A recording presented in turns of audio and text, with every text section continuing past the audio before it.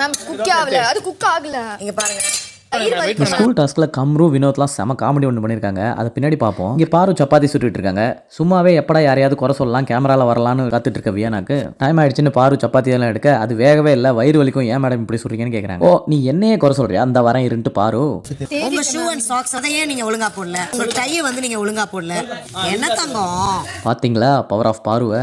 நீ என்கிட்ட ஒன்று தாண்டி சொல்லுவ, எனக்கு 9 தெரியும் உன்னை பற்றி அப்படின்னு சொல்லி அப்படியே திருப்பி அடிச்சாங்க. வியானா வேலை பேச முடியல அப்புறம். ஆனால் பிக் பாஸ் இவங்களுக்கு வந்து ஸ்டூடெண்ட்டோ ப்ரொஃபஸரோ கொடுக்காம வசந்தி அம்மானு ஒரு சமையல் கேரக்டர், அதுவும் காமான கேரக்டராக கொடுத்துட்டாங்க. அதனால கியூட்டா கடைசியா என்ன தங்கம்னு முடிச்சிட்டாங்க. பாரு இன்னொருத்தர் சொல்லுங்க. என்ன சொல்லும்? அடடா அப்படியே பாரு ஃபேன்ஸ்க்குலாம் காதில் தேன் வந்து பாயுமே, சமைக்கியூட்டில்.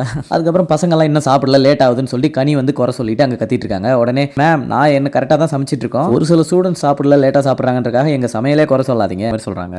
கேட்கணும் சார், பேர் உங்க பேர் தான். இதை வந்து மேலெடுத்துக்க சொல்கிற மாதிரி பிரின்சிபல் பிரஜின்ட்ட போய் கம்ப்ளைண்ட் பண்ணுறாங்க. சார் இது உங்கள் பேர் தான் இருக்குது, நீங்கள் என்ன கேட்க மாட்டீங்க? இல்லை நான் எழுதி ஓட்டுறேன், நோட்டீஸ் போர்ட்லேயே ஓட்டுறேன் அப்படின்னு சொல்கிறாரு அவர். அதுக்கு கனி சார் இதெல்லாம் பண்ணிட்டு கடைசியில் ஈஸியாக தப்பா நம்ம மேலே தள்ளி விட்ருவாங்க சார் பாரு அப்படின்னு சொல்கிறாங்க. என்ன பழைய ஃபைட்டெல்லாம் மனசில் வந்து போமா இல்லையா? இது யார் எழுதுனது? தர்மலிங்கம் வசந்தி அம்மா. தர்மலிங்கம் லவ்ஸ் வசந்தி அம்மான்னு ஹார்ட்டை போட்டு எழுதி வைக்கிறாங்க போர்டில்.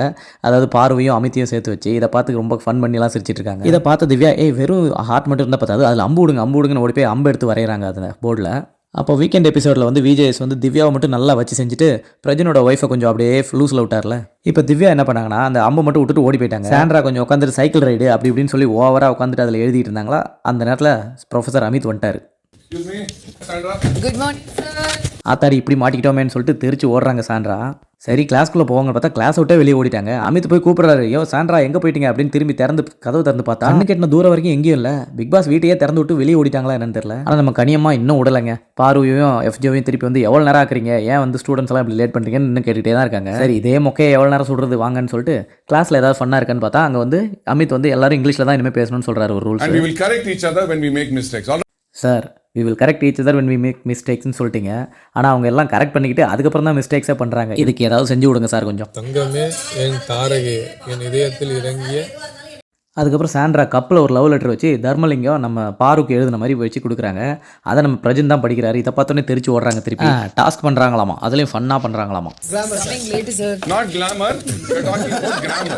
நம்ம தலை வினோத் ஆரம்பிச்சிட்டாரு. அவர் கிராமர் டாஸ்க் எடுக்க கிளாமரா சார்னு கேட்குறேன். அது கிளாமர் இல்லை கிராமர்னு சொல்கிறாரு. இப்போ கொஞ்சம் நல்லா ஒத்து பாருங்க. ஷேவ் பண்ணதுக்கப்புறம் கம்ருவை பார்த்தா மாயா கூட ஒரு பூர்ணிமா இருந்தாங்களே அவங்கள மாரி இல்லை, என்னையா பூர்ணிமா மாதிரி ஆகிட்டேன். அப்புறம் வேர்ப்லாம் என்னென்னு கேட்க எல்லாரும் ஒன்று சொல்கிறாங்க ஆக்ஷன் அப்படின்னு சொல்லிட்டு. அப்போ வந்து நம்ம கம்ரு சொல்கிறாரு சில எக்ஸாம்பிள்ஸில் ஸ்விம்மிங் வாக்கிங் அதெல்லாம் சொல்லும் போது very good sighting now what I want from you முறுக்கு பிழிஞ்சிங் வாக்கிங் ஸ்விம்மிங் சைட்டிங் அதெல்லாம் ஓகே, கடைசியில் முறுக்கு புழிஞ்சிங்கன்ட்டாரு. that is not an English word but that's a good example. முழுசாக பூர்ணிமாவாகவே மாறிய நம்ம கம்ருவை பாருங்க. கொஞ்சம் எனக்கு மட்டும் தான் அப்படி தெரியுதா, உங்களுக்கு தெரியுதான்னு சொல்லுங்க. give me one location. இப்போ வந்து வேர்பில் அதுக்கப்புறம் வந்துட்டு வேற லொக்கேஷன் ஏதாவது சொல்லுங்க அப்படின்னு கேட்குறாரு. அவ்வளோதான். சைதாப்பேட்டை ராயப்பேட்டைன்னு எல்லாரும் கலாய்க்க அதை சொல்ல ஒரு காமன் லொக்கேஷன் ஒன்று சொல்லுங்கன்னு கேட்குறாரு அமித் திருப்பி. இப்படி எல்லாம் ஃபன் பண்ணிட்டு இருக்கும்போது அவர் போய் போர்டில் ஒன்று எழுதுறாரு. ஐன்னு ஒரு லெட்டர் போட்டார். அவ்வளோதான். no that's not what we are discussing here. இப்படியே எல்லாரும் கொஞ்சம் மொக்க போட்டு ஏதோ காமெடி பண்ணிட்டு இருக்க. அப்போ அமித் ஆக்ஷன்ல சிங் ஐ சிங் யூ சிங்லாம் சொல்றாரு. உடனே அதுக்கு நம்ம ஐ சிங் யூ சிங் நீங்க சிங்கான்னு கேக்குறேன். சிங்குன்னு சொல்றீங்களே, நீங்க என்ன சிங்கா சார், தலையில எங்க டர்பன் எல்லாம் காணும்னு கேட்கறாரு. இதான் ஒரு காமெடி. சிங்கம் ஒன்லி இன் தி ஃபாரஸ்ட் டா. அதான் திவ்யாவை பாத்தீங்களா, சிங்கம் ஒன்லி இன் ஃபாரஸ்ட் டா அப்படின்னு சொல்ல.